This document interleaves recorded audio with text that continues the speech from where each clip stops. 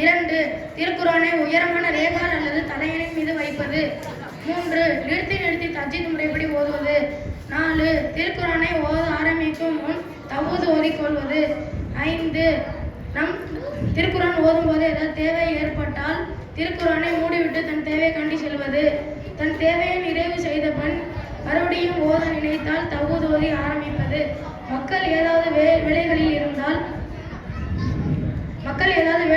இருந்தால் மெதுவாக ஓதுவது. நாம் திருக்குரான் ஓதுவதை மக்கள் விரும்பினால் சத்தமாக ஓதுவது. அர்த்தங்களில் சிந்தனை செலுத்தி நிறுத்தி தஜ்வீத் முறைப்படி ஓத முயற்சி செய்வது. 11. திருக்குரான் மிக அந்தஸ்துக்குரியதை நாம் மனதில் விளங்கி ஓதுவது. பங்கிற்கு பிறகு ஓதும் துவா. அல்லாஹும்ம ரப்ப ஹாதிஹி தௌவதி தாமதி வஸ்ஸலாத்தி காயிமதி ஆத்தி முஹம்மதனில் வஸீலத வல் ஃபலீலத வப்போஸ்கும் மகாமன் மஹ்மூதன் இல்லதி வர்சுகுனா ஷஃபாத்தஹு யௌமல் கியாமத்தி இன்னக லா துக்லிஃபுல் மியாத். சலாம் சொல்வதன் ஒழுக்கங்கள். 1. அறிமுகம் இல்லாத எல்லா முஸ்லிம்களுக்கும் சலாம் கூறுவது.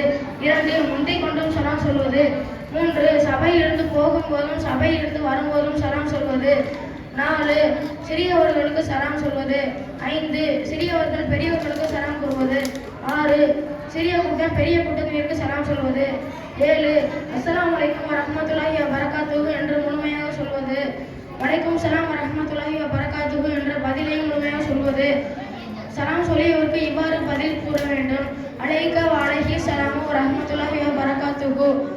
ஏதாவது முஸ்லிமை சந்தித்தால் சலாம் சொல்லி முசாஃபா செய்வது. அஸ்ஸலாமு அலைக்கும் வரஹ்மத்துல்லாஹி வபரகாத்துஹு. மாஷா அல்லாஹ்.